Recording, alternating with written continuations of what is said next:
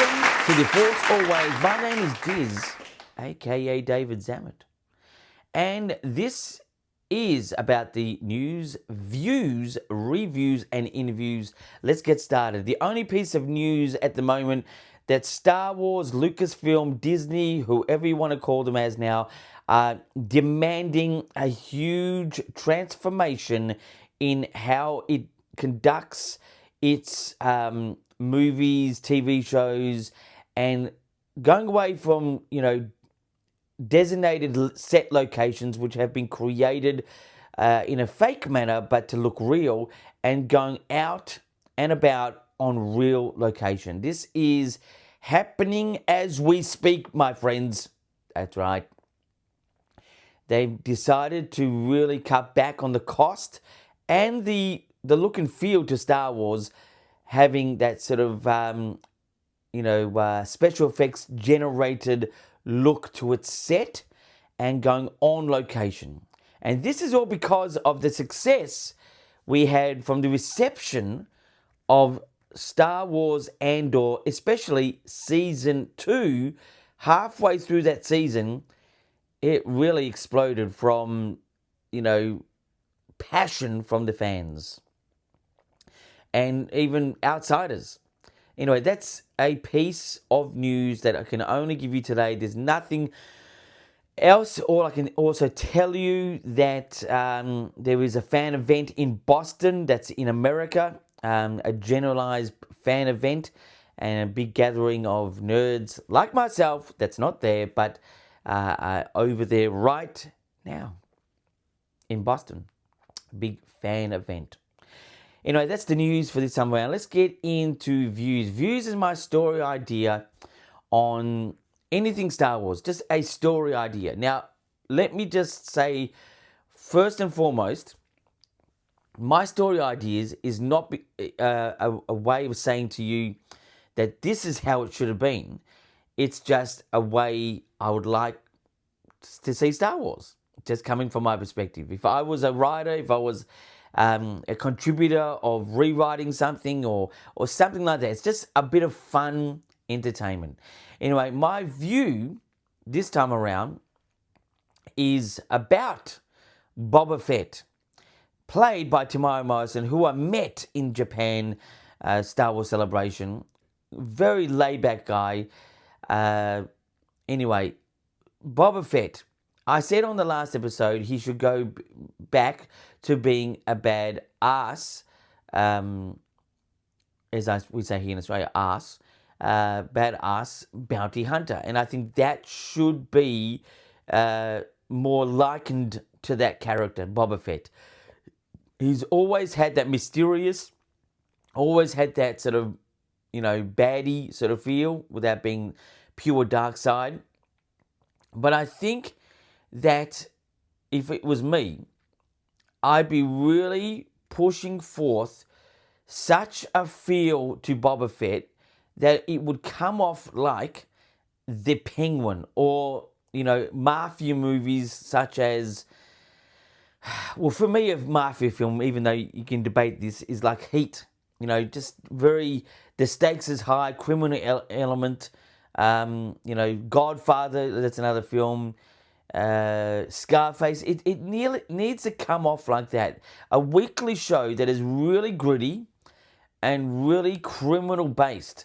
I know it sort of goes against the ideals of family likings to Star Wars, but this is the side of Boba Fett that we really need to see and want to see.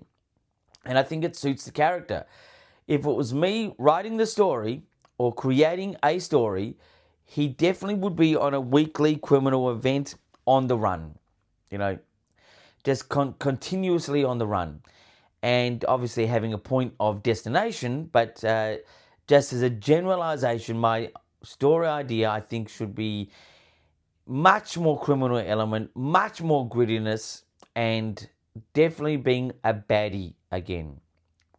He could quite easily turn to being a baddie again by sort of saying, look, I gave you all a chance. I was the good guy, but now, things haven't been going my way. Let's just See if you can take me this way, which is being bad. Anyway, that's a very basic story idea again, but that's how I'm going to keep it for now. Let's get into reviews. Because we are in The Force Awakens 10th anniversary, and it really shouldn't be highly celebrated, really. I mean, it's look, nothing against the film, but,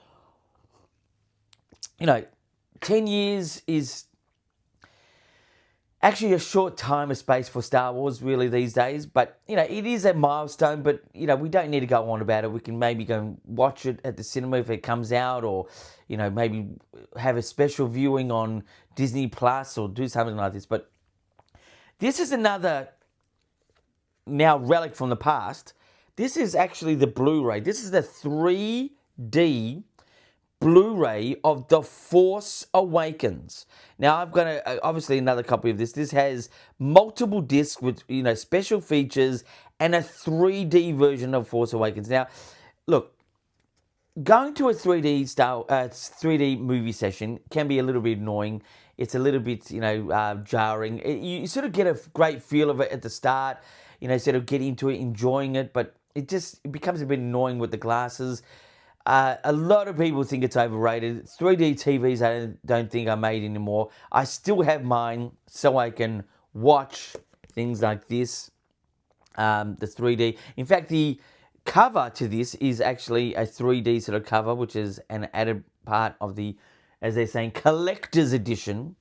And I hold this very sacred to my heart because I do and did enjoy The Force Awakens. I didn't give it a great mark when it came out, but I still loved it. It was something, I gave it on I think it was about a 6 out of 10, can you believe it? But and I still stand by it because it was a type of film that was meant to be the cycle of Star Wars. See, Star Wars is a cycle, whether it's 1, 2, 3, 4, 5, 6, 7, 8, 9. The actual story of Star Wars cycles in the same way, but in a different way of telling the story.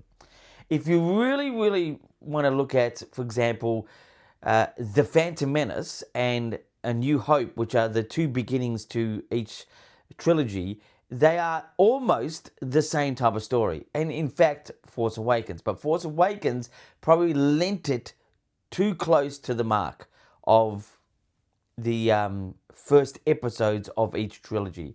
Anyway, but I give that particular DVD with the features, the presentation being 3D. I mean, that's another 10 out of 10.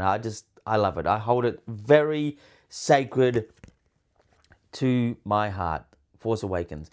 And in future episodes, which I have discussed before, but I will tell you if you are interested, I would probably say it anyway, how many times I actually saw The Force Awakens in one day. I believe it would be a world record, but I can't confirm that. But the amount of times I saw it on the one date was, for me, enjoyable, but for a lot of people, crazy, but it was possibly a world record. Anyway, I don't know. Not officially saying that it is a world record, but it could be. Anyway, so that's the review. Let's get into interviews. Now, interviews this time will be a bit of an unusual thing. I've got some comments from one of my favourite viewers here. Look, everyone's a favourite viewer here. Not to be discriminative, but Michael from Werribee South, he just loves to ask questions. Not just about Star Wars, let me tell you. But anyway, a couple of his questions, which I've got right in front of me on the computer. So he says, what the happened to Ahsoka Tano? And I beeped that word out because it was a bad word. But what the happened to Ahsoka Tano? The last time we left Ahsoka Tano, she's actually somewhere in space. She hasn't died.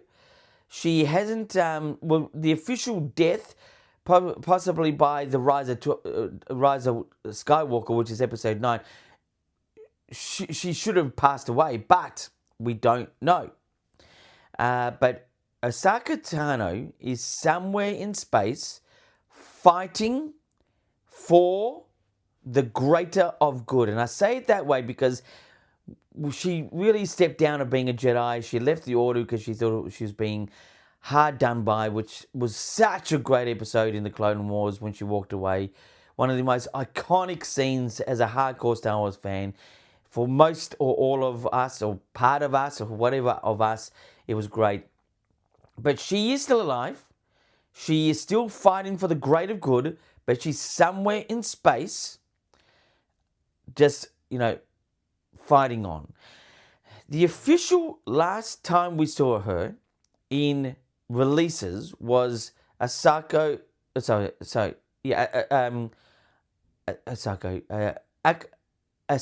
My God, Ahsoka was in season 1 of Ahsoka. That's the last time we actually saw her.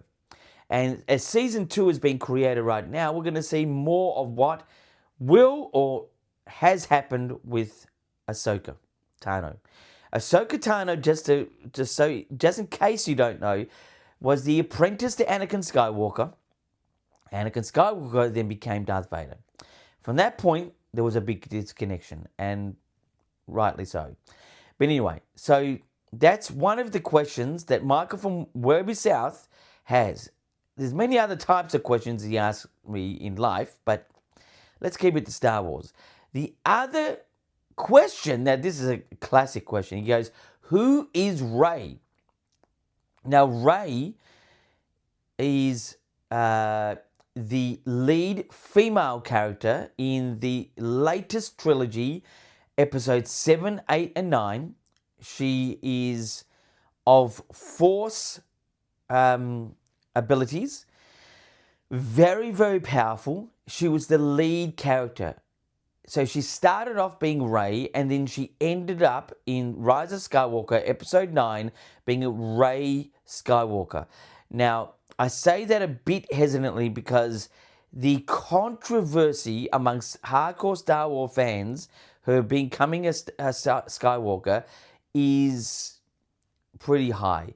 Especially her actual lineage is Palpatine.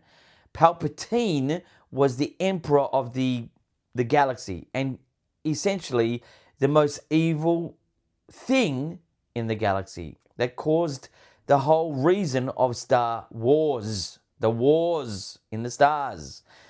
So there's a big controversy within the story, her naming herself Skywalker, and amongst fans in reality, but she ended up being Rey Skywalker. That was the Rise of Skywalker, episode 9.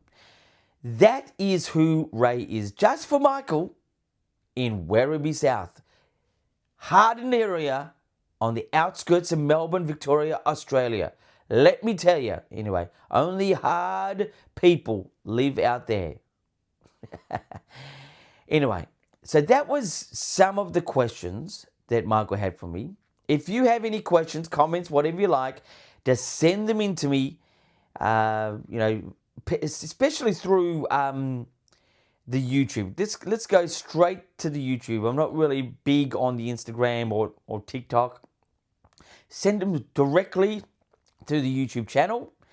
If you want to like and share this video, it's up to you. That'll be great if you can. If not, well, I'll still be the Force always, and I'll keep rocking. And speaking of keep rocking, as I say in life and at the end of every show, until next time, my friends, keep rocking.